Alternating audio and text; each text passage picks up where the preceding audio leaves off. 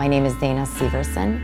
Out of college, I got hired up at the Anoka State Hospital. That is where I got introduced to Dan.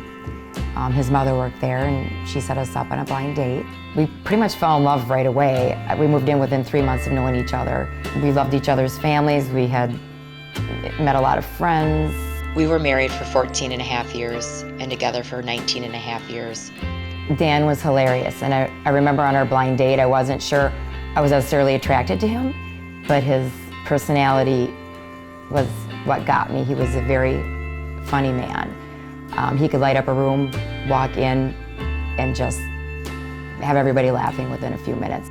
He loved to obviously ride motorcycle. He liked fishing, he liked snowmobiling, four-wheeling. We enjoyed hanging out with our friends and socializing and playing cards and dancing. I mean, we pretty much did it all. We never had children, so our life really was consumed with our friends. Dan was like a big kid.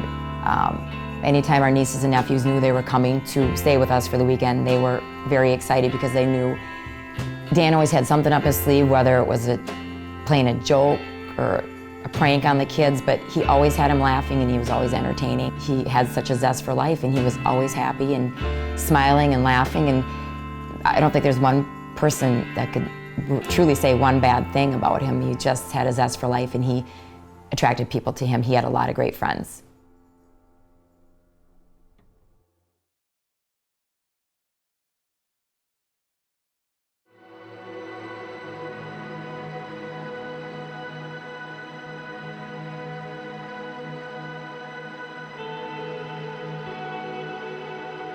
Fourth of July rolled around, and that morning we woke up, we walked the dog, had breakfast, worked around the yard.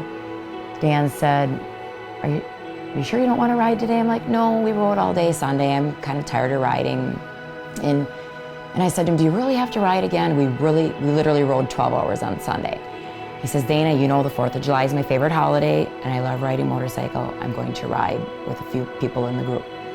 I said, are you sure you don't want to maybe go to the cities and just do something different? Nope, I'm going. I said, okay. Hugged him goodbye, and I said, ride safe. And I always said that to him. He goes, you know I do. We had actually had an invite from another group of friends to come out and grill that evening around 5, 6 o'clock. Dan says, okay, I'll be back to grill out with you guys later. And I had gone to our friend's place early, just sat around and played cards with them out on their back patio, and it got kind of close to 5 o'clock, and I said to my friend, you maybe shoot Dan a text just to make sure he's on his way, you know, because when you're out riding motorcycle, you're having fun, you're with your friends, you lose track of time. So my friend shot Dan a text and said, hey, we're gonna be starting the grill soon. He says, and he texted back and said, en route, so meaning he was gonna be heading out, and he was in Zumbro Falls at that time. Pretty soon we're putting the food on, and we're like, well, Dan should be here by now, so we were saying he should be here, but then we thought, well, maybe he got caught talking to somebody and didn't leave when he said he was going to leave. We actually started eating supper, and then all of a sudden, my friend's son came out on the back patio and said, Dana, there's 2 cops at the door for you. And I'm like, what?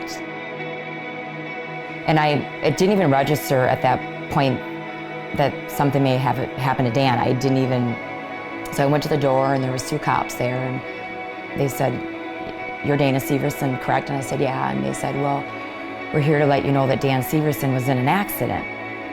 And I'm thinking, okay, he was in an accident. You're here to tell me which hospital he's at. And they're like, and he passed. And I'm like, it was kind of around a corner, and a car turned right in front of him and didn't see him at all. And there was no brakes used by anybody because the car didn't see Dan, and Dan was just driving, and with the car pulled right in front of him, and it took his life instantly. I felt like it was a horrible dream, and I didn't even know what to think. And to my friends that were there, obviously, they just kind of held me, and it just, yeah, it's hard to describe because it was such a daze, and I felt like my whole world had just been turned upside down.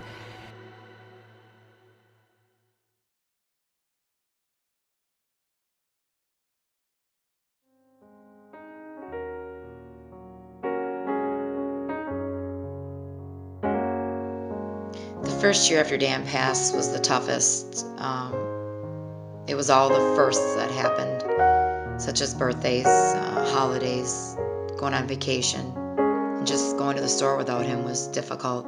I'm very grateful for the love and support I received from family and friends. We did a lot of storytelling, reminiscing, laughing, crying. It was actually comforting and healing, knowing that Dan brought so much love and joy to people's lives. Last year we had our first motorcycle memorial ride for Dan in May. We had, I think, 90 plus motorcycles show up. We rode for about half a day and then ended at an event where we had music and a band and people celebrating Dan's life. And we have another one planned for this year in May. But it's just a nice way for us to remember Dan and to celebrate who he was and the fact that he loved motorcycles. Dan was full of life. He loved life. He was very passionate about what he did in life. He was very dedicated. He was a loyal friend. He's just a man that would always have your back, and he was my rock, and I think he was a rock in a lot of people's lives. And he definitely left a hole here on earth, and he's greatly missed.